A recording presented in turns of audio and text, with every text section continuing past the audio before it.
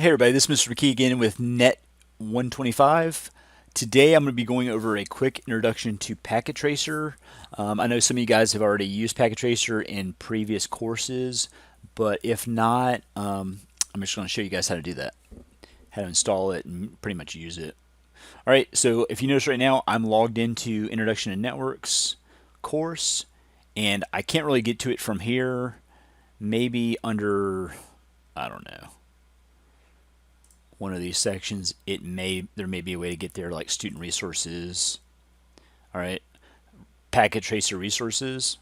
All right, you can go through it from there, but probably the easiest way, if you go back to your My NetAcad and you look up here under resources, this is where like your course resources. Some of this stuff won't show up because I'm an instructor and you guys are students, but packet tracer resources, you can click there and then it just gives you a quick overview. And then if you click Packet Tracer download page, that's where you can download Packet Tracer. All right, don't really worry about Packet Tracer skills assessment. That's like where it grades and uploads your grade to NetAcad. I don't believe we do that in this course, but some courses you would need that. But if you just scroll down to where it has download, what you want is the most recent version of Packet Tracer, which in this case is 7.3.1. All right. If you look right here, Windows desktop version, 64-bit or a 32-bit version. You got a Linux 64-bit version or a Mac OS version. And also, haven't really used this, but if you want a iOS version for like your Apple phone or Android phone, you can download that. Just make sure you download it, Android, download it from Google Play, or Apple, download it from the App Store. Don't just download it from a random site. All right. If you want to enroll, say, in a free Introduction to Packet Tracer course, we're not going to be doing that, but you can click right there. That actually gets you to log in and go to the actual course itself and log in. Register for it, which is a free course, 10-hour course. It's pretty good. But what you want to do now, I'm just going to assume that most everybody with a newer PC is going to have a 64-bit processor. But a way to tell, if you go down to search beside the start button, type in MS Info. That gives you some system information. All right, so in my case, notice I have a 64. It says system type x64 base PC. I've got a 64-bit processor, and if you have a 32-bit processor, it'll be an x86. All right, and some other good stuff you can see right here, like installed physical RAM, 32-bit, 32 gigabytes, and like the processor. All right, but the big thing is make sure you have the correct version. All right, so I'm going to click the 64-bit download version. Now, I've already downloaded this once, so it's probably going to tell me it's already downloaded. But 145 megabytes, so it's pretty fast. All right, if you're downloading it from home and you have a slow internet connection, obviously it's going to be a little bit slower. I gave out everybody in the IT program here at SEC. You guys have access to my my SharePoint. That link I sent out, I'm not going to share that on YouTube, but you can go there and download it. Now, going to this site, though, verifies that this is the most recent version. All right, so I'm going to go ahead and open it.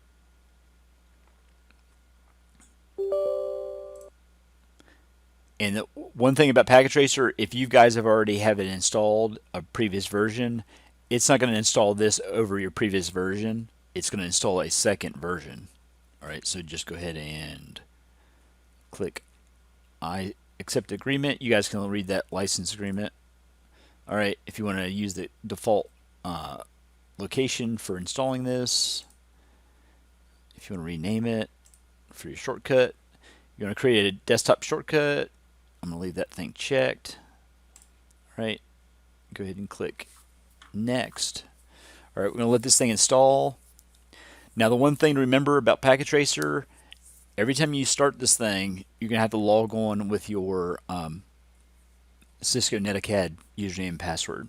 So just have that handy or memorize it. If you guys haven't installed this most recent version, you'll notice it'll be a little bit different, but it'll still work. All right, so you get the splash screen always. All right, notice this. If you're a new user or want to continue as a guest, they give you another little section you can log in that way.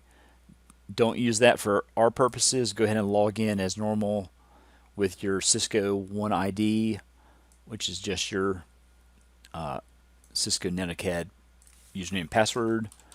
I'm going to do that off the screen so you guys don't see my account because I want to keep it a secret. All right. Hopefully I remembered my password. And just to let you know too, when you log in this thing, even if you have a password manager like I do, it doesn't automatically populate your username and password initially. Now it should do it after you log in one time, but we're going to find that out. All right, so notice right now I've got a packet tracer. It's just a blank workspace.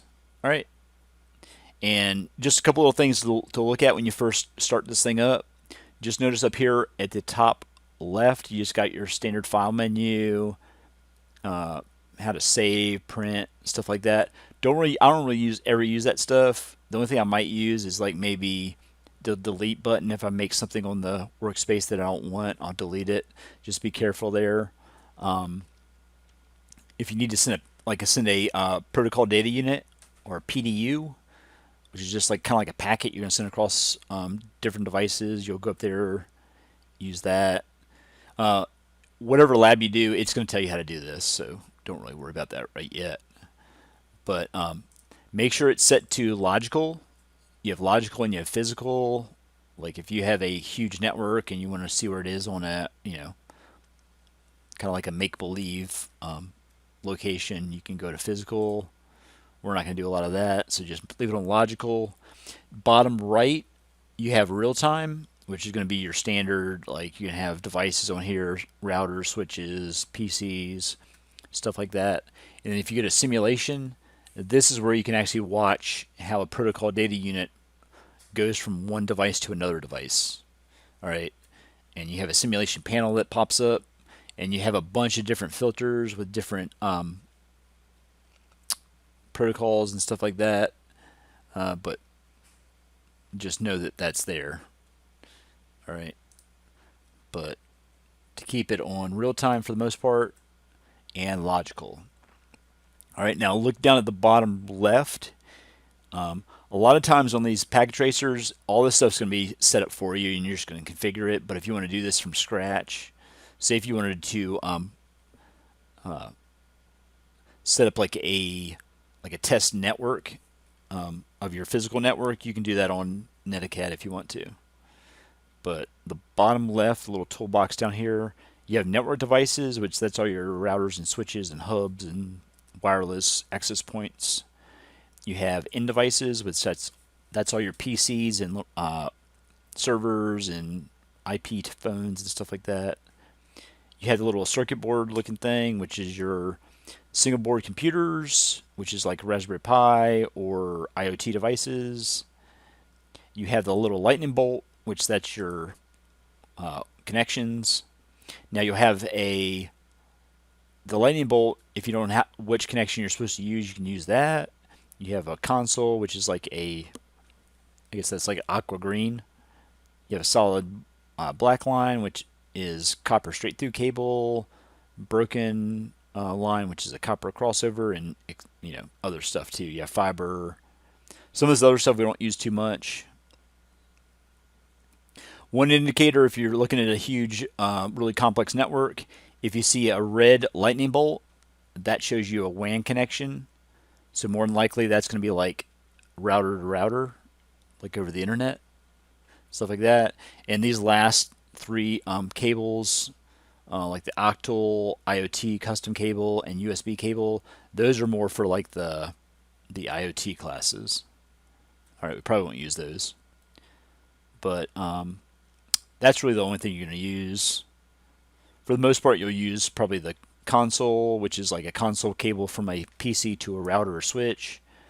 Copper straight through cable if you're going to go from like a PC into a port on a switch, or a copper crossover cable if you're going from like switch to switch, things like that.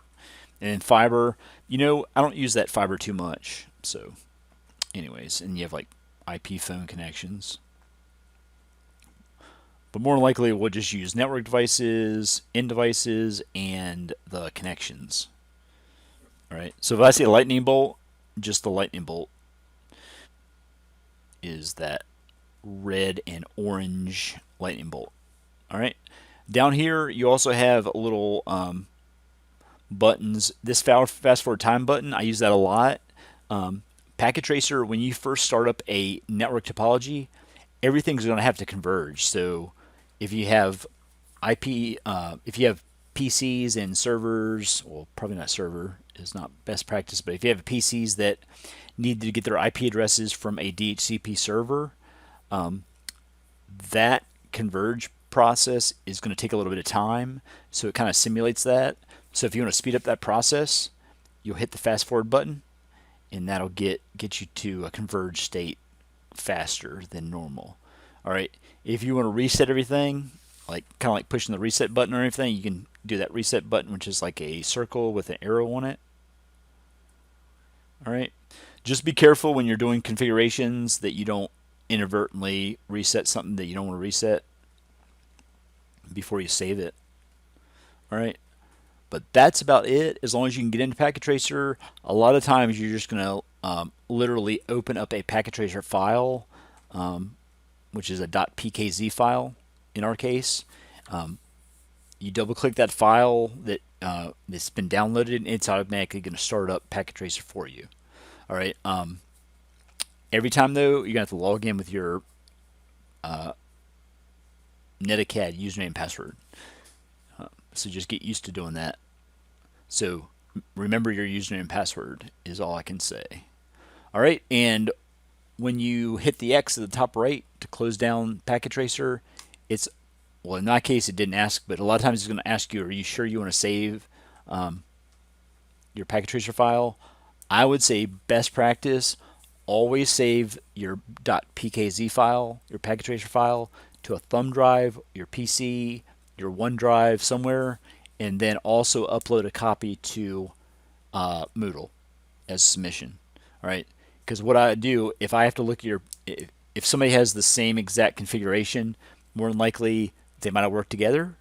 I don't know if that's the case, but if I want to check that, I have to open that Packet Tracer file, and if I can't open it up, and you don't get credit, if you haven't backed it up, I can't open it up, so it's going to be, you're not going to get any credit for that. But if you can just send me another copy of that Packet Tracer file, I'll be able to open it up. So that's good. Always back up your stuff, especially when you're spending, anytime really, but especially if you're spending like a couple hours on one of the skills challenges, make sure that thing's backed up. All right. But that's about it for downloading Packet Tracer. But yeah, as you saw, though, you can actually you'll go to My Learning, but since I'm teaching the class, I'm going to go to My Teaching. If I click on Launch Course, you can go down to Modules and go to Student Resources, and you have Packet Tracer resources right there. And you also have some more goodies in there, but you don't really have to look at this for right now. All right. Actually, that takes you to the download Packet Tracer page anyways. So either way you want to do it, it's fine. But just definitely make sure you get this thing installed and it's working and you know your password. Because a lot of times it might take a couple tries to get it up and running. And if you have a previous version, if you see right here, say you took this class a year or so ago, we're doing the CCNA version 7 courses. So Packet Tracer 7.3.0 is the minimal version that supports CCNA 7. All right. So say if I open up Packet Tracer, whoops, if I can spell, all right, I'm going to open up Packet Tracer. All right, always get my splash screen. All right, So if I want to go to help, about, that's going to show me my version. See my version right here, version 7.3.1.0362. All right, so if your version is not the minimum version for CCNA version 7, you're probably going to run into issues. All right. So I'm going to go ahead and close that down. All right. And that's about it. This video will be short, but starting now, I'm actually going to start doing all the videos, kind of like a step-by-step walkthrough for a lot of the packet tracers and the labs, so you guys can follow along. I'm not going to give you guys the answers, but if you pay attention and you look over all the material, all this stuff should be fairly straightforward, and it should be a lot of fun. All right, there's a lot of stuff to learn, and really, I would say from doing this for several years, at first, just follow on the packet tracer, and it takes you through all the configuration steps to configure a router or switch. But just kind of like, it's hard to memorize all the stuff at first, but if you understand just what you're trying to do and what you're wanting to do, getting to that specific, either the user config, privilege exec mode, whatever mode you need to get to, global config mode, you'll get used to doing that, and you'll learn some shortcuts how to figure out, even if you don't know exactly where to go to configure something, you'll learn how to help yourself out just by doing it. That'll make a lot more sense what I'm talking about once you get in there. But you can kind of like walk yourself through how to do something just by looking at the help in the configuration. All right, and also definitely Cisco's website and the internet is your friend when you're trying to look up how to do something that you're not sure about. All right, but there's so much stuff on the web dealing with IT stuff that it might be kind of like misleading information. But if you go to Cisco's website, it should be pretty legit. All right. So anyways, I'm going to stop this video, but thanks for watching, and let me know if you guys have any issues downloading Packet Tracer. And I'm not going to do a video on how to install it on Mac OS unless somebody actually has a specific question about it, because that might be a little bit different. It still works really good, but even on my Mac, what I did, I have VMware Fusion installed. So I'm running a virtual machine of Windows 10 on top of my Mac OS. So I don't even really need to install the Mac OS version. I'm just running the standard Windows version, Windows desktop version on top of that, and that works really good. And I've never installed it in Linux, so I'll probably try that and see how it looks. But that's kind of like a different class. All right, but that's it. Hopefully you guys learned something, and let me know if you have any questions. Talk to you later.